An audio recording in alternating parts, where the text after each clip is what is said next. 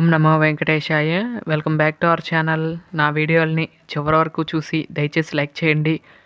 మీరు లైక్ చేయడం వల్ల ఈ వీడియోలు మరికొందరికి వెళ్తాయి కాబట్టి దయచేసి లైక్ చేయండి.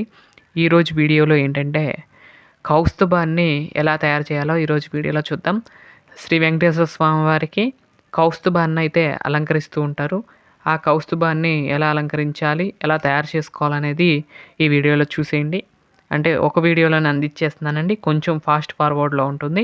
దయచేసి ఏమనుకోబాకండి. కొంచెం ఫాస్ట్ ఫార్వర్డ్లో పెట్టి మీరు చూపిస్తున్నాను చూడండి. ఎందుకంటే స్లోగా చూపిస్తే చాలా లెందీ అయిపోతుంది కాబట్టి స్లోగా అయితే పెట్టాను. దీన్ని చేయడానికి నాకైతే రూ. 10 ఎంసీల్స్ ఉంటాయి కదండి, అవైతే ఒకటైతే పట్టిందండి.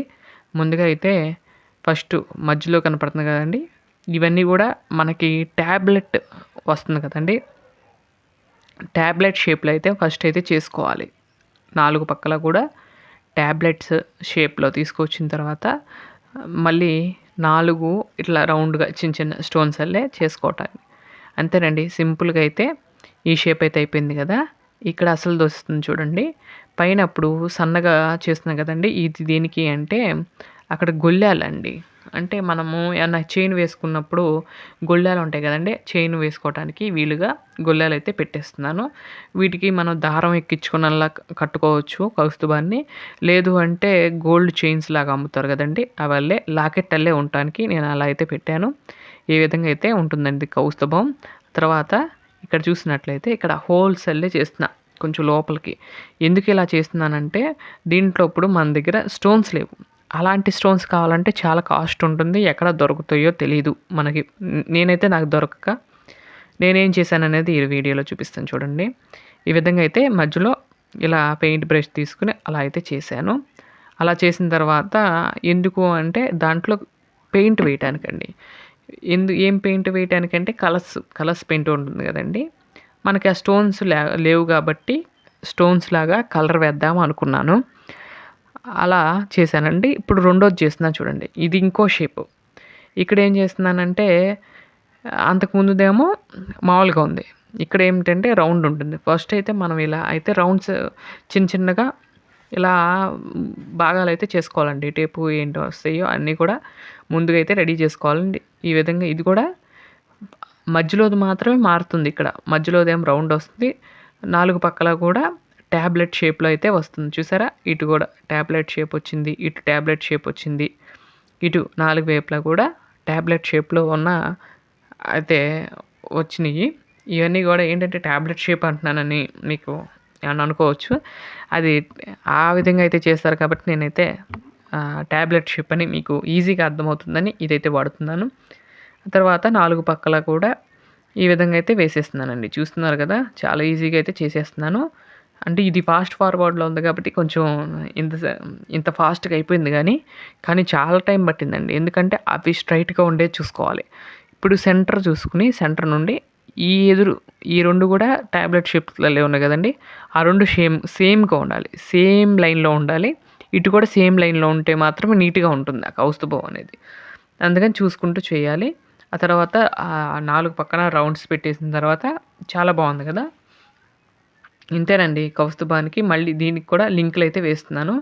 ఇక్కడ లింకులు వేసిన తర్వాత కొంచెం ఎంసీలు అయితే మిగిలితే ఏం చేశానంటే కొంచెము సెంటర్లో కొంచెం హైట్ వచ్చేలాగా చేసిన తర్వాత అక్కడ హోల్ అయితే చేశాను. చూస్తున్నారు కదా, ఇక్కడ రౌండ్ షేప్ రావాలి కాబట్టి రౌండ్ వెళ్ళి చేస్తున్నాను. ఇక్కడ కూడా సేమ్ కలర్ అయితే వేస్తే బాగుంటుంది కానీ నేనైతే ప్రస్తుతానికైతే అలా వేశాను. తర్వాత ఇటు సైడ్స్ ఉన్నాయి కదండి, సైడ్స్ కూడా అలా కొంచెం లోతుగా, అంటే మరీ లోతుగా తీయకూడదండి, పైన అలా అయితే షేప్లో అయితే తీసుకుంటూ ఉండాలి. తర్వాత 4 వైపులా కూడా 4 రౌండ్స్ డాట్స్ పెట్టేస్తే అయిపోతుంది. అంతేనండి, సింపుల్గా అయితే అయిపోయింది కదా. ఇంతేనండి, చాలా ఈజీగా చేసుకోవచ్చు. మీరు కూడా ట్రై చేయండి. ఈ విధంగా అయితే 4 వైపులా కూడా చేసేసాను. తర్వాత వీటికి పెయింట్ వేస్తాను చూడండి. ఒక గంట కానీ 2 గంటలు కానీ ఎండపెడితే అవైతే ఇదైపోతాయి. ఇక్కడ ఏం చేశానంటే ఇందాకలా కొంచెం మిగిలింది కదండి, రౌండ్ మీద ఇంకోటి పెట్టే కదా, దానికి ఏం చేస్తున్నానంటే సైడ్ కొంచెం డిజైన్గా వస్తుందని చెప్పి అట్టలతో ఇలా డిజైన్ అయితే చేశాను. కొంచెం ఆరిన తర్వాత గోల్డ్ కలర్ పెయింట్ అయితే వేయటం మొదలు పెట్టానండి. ఈ విధంగా చూసుకుంటూ సైడ్లు మొత్తం కూడా చూసుకుంటూ ఇక్కడ ఇక్కడ మధ్యలో వేరే కలర్ ఏస్తానన్నా కదండీ! అక్కడ కూడా వేసేసేయాలండి పెయింటు. వేయకపోయినా ఏం కాదు గానీ, ఇప్పుడు బ్రష్‌తో వేసినప్పుడు చిన్న చిన్నయి కాబట్టి పడిపోతూ ఉంటుంది కాబట్టి మొత్తం కూడా వేసేసాను. ఆ తర్వాత 2 కోటింగ్స్ వేయాలండి. గోల్డ్ అనేది 2 కోటింగ్స్ వేయాలి. లేదు ఇంకా బాగా కనపడాలంటే 3 అన్నా వేయండి. 1 కోటింగ్ మాత్రం లైట్‌గా కనపడుతుంది. ఏ గోల్డ్ పెయింట్ అయినా సరే బ్లాక్ మీద. చూస్తున్నారు కదా! ఇలా ఇంకు తీసుకొని ఇంక్ కాదు పెయింట్ ఉంటుంది కదండీ! బ్లూ కలర్ పెయింట్ అయితే తెచ్చాను. ఇదైతే రూ. 30 అయితే పడింది పెయింట్ డబ్బా. తర్వాత రెడ్ కలర్‌ది కూడా రూ. 30 అయితే పడింది. ఈ విధంగా చూసారా? ఆ షేప్ అయితే వచ్చేసింది. ఇలా చూడంగానే ఎలా ఉందంటే స్టోన్స్ అల్లే ఉన్నాయి. చూసినట్లయితే మీకు. చక్కగా ఫస్ట్ చూడంగానే బ్లూ కలర్‌లో స్టోన్స్ ఉంటాయి. అక్కడ కూడా కౌస్తుభానికి వెంకటేశ్వర స్వామి అలంకరించేటప్పుడు కూడా బ్లూ కలర్‌లో అయితే ఉంటుంది. నేను కూడా అదే విధంగా వేశాను. మళ్ళీ 4 వైపులా కూడా డాట్స్ కింద రెడ్ కలర్ అయితే వేసేసానండి. అంతే సింపుల్‌గా అయితే అయిపోయింది కౌస్తుభం. ఎలా ఉందో ఏంటో కామెంట్ చేయండి.